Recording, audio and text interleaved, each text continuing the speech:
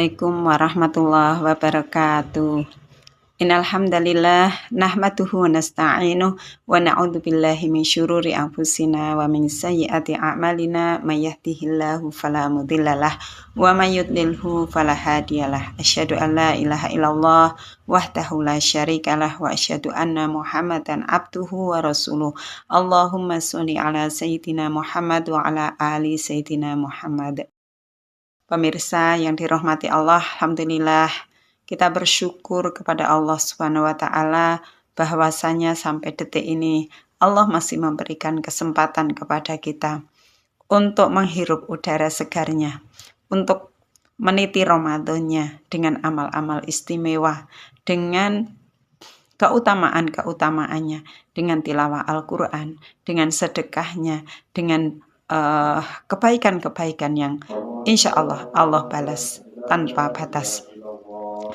Pada kesempatan ini saya akan mengajak pemirsa sekalian untuk membahas sebuah topik, yaitu menggapai ampunan Allah dengan amalan istimewa.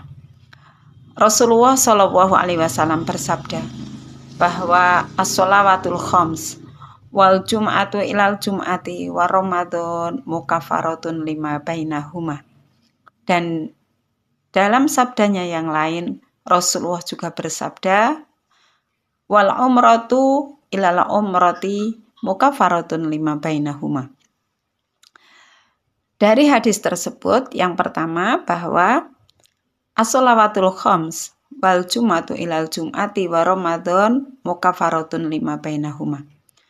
Bahwa sholat antar waktu dalam sholat 5 waktu, dari Jumat ke Jumat dan dari Ramadan ke Ramadan menjadi penghapus dosa-dosa kita. Kemudian sabdanya yang berikutnya adalah al-umratu ilal umrati mukafaratun lima bainahuma. Dari umrah ke umrah adalah menjadi penghapus dosa di antara keduanya. Pemirsa yang dirahmati Allah, amalan istimewa yang pertama yang Allah jadikan wasilah untuk menghapus dosa-dosa kita adalah sholat 5 waktu. As-sholawatul khams, sholat antar waktu dalam sholat 5 waktu. Kita menunaikan ibadah sholat subuh berarti bahwa Allah menjadikan amalan sholat subuh kita menjadi penghapus dosa antara waktu isya hingga subuh kita. Begitu pula kita menunaikan ibadah sholat duhur, maka itu adalah wasilah Allah akan mengampuni dosa-dosa kecil kita dari waktu subuh sampai duhur. Begitu pula jika kita menunaikan ibadah sholat asar, maka dosa-dosa kecil kita antara waktu duhur sampai asar Allah ampuni. Masya Allah, bagian dari kemurahan Allah Subhanahu wa ta'ala. Nah, dengan demikian bahwa sholat bukanlah sebuah kewajiban ansih, tetapi sholat adalah kebutuhan kita sebagai hamba Allah untuk membersihkan diri, untuk membersihkan dari dosa-dosa kecil kita. Yang kedua, amalan istimewa yang berikutnya adalah ibadah hari Jumat. Inna yaumal jum'ah sayyidul ayam.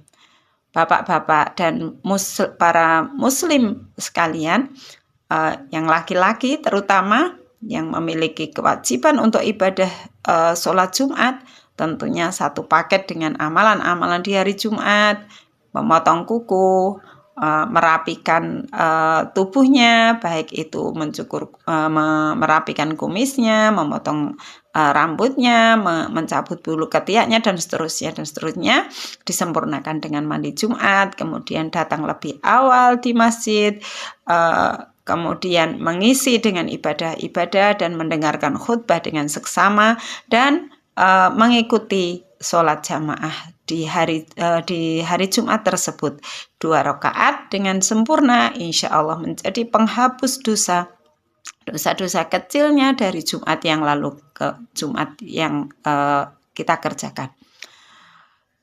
Masya Allah, itu yang sifatnya pekanan. Sholat adalah penghapus dosa kecil yang sifatnya harian. Sholat Jumat adalah penghapus dosa yang sifatnya pekanan. Kemudian yang ketiga adalah Ramadan. Ramadan dan Ramadan dengan Ramadan berikutnya adalah menjadi penghapus dosa-dosa kecil kita yang telah lalu, yang sifatnya adalah tahunan. Karena Ramadan Allah hadirkan setahun sekali.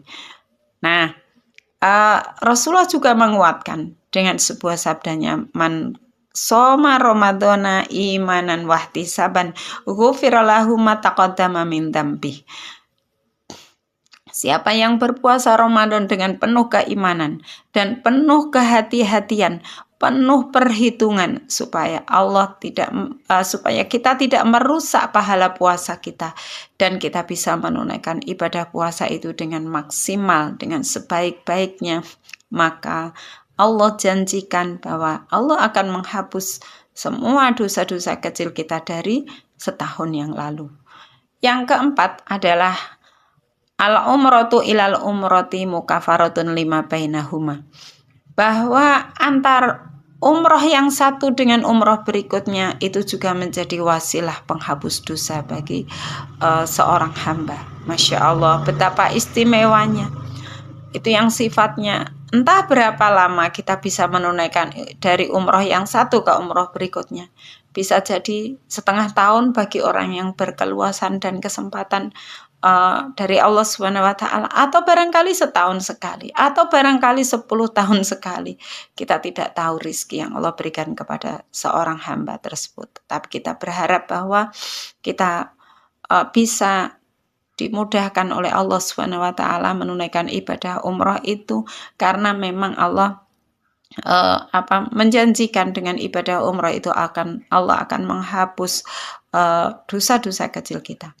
Mengapa dosa-dosa kecil? Iya, karena dosa-dosa besar harus dibersihkan melalui taubatan nasuha. Tidak bisa dihapus dengan amalan-amalan istimewa tersebut. Jika seseorang melakukan dosa yang besar, maka harus melalui taubat yang sungguh-sungguh kepada Allah, kemudian menyesali, kemudian berhenti dari dari melakukan maksiat tersebut. Kemudian jika ada kaitannya dengan urusan dengan anak Adam yang lain, entah itu kaitannya dengan mengambil haknya atau mungkin melanggar kehormatannya, maka harus diselesaikan terlebih dahulu sebelum seseorang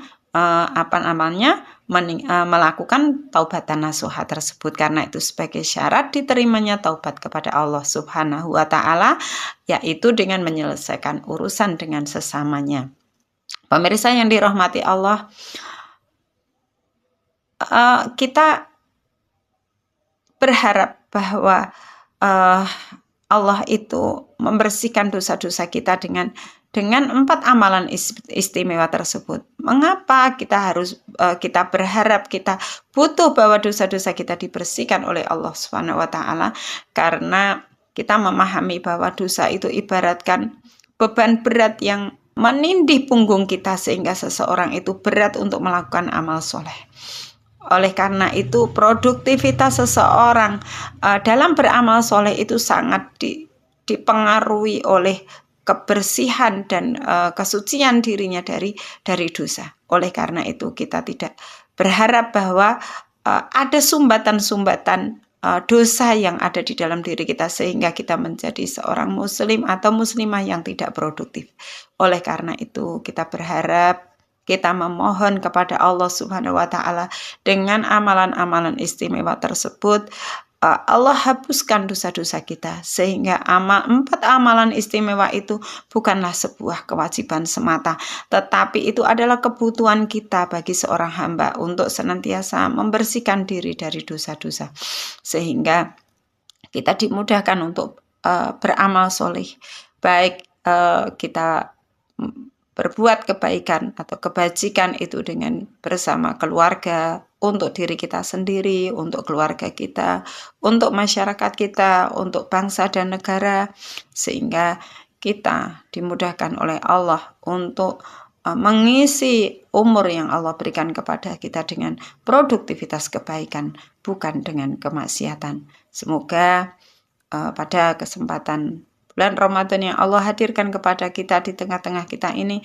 Allah mudahkan kita untuk beramal solih, dan Allah karuniakan kepada kita pribadi yang semakin solih, keluarga yang sakinah, anak-anak keturunan kita yang solih-solihah, muslih-muslihah, dan insya Allah keluarga yang sakinah, dan kita bisa produktif untuk memberikan manfaat kepada bangsa negara, dan kita akan dikumpulkan oleh Allah di jannahnya. Kurang dan lebihnya mohon maaf, semoga yang sedikit ini bisa memberi manfaat. Mohon maaf sebesar-besarnya. Ihdinas siratal mustaqim. Assalamualaikum warahmatullahi wabarakatuh.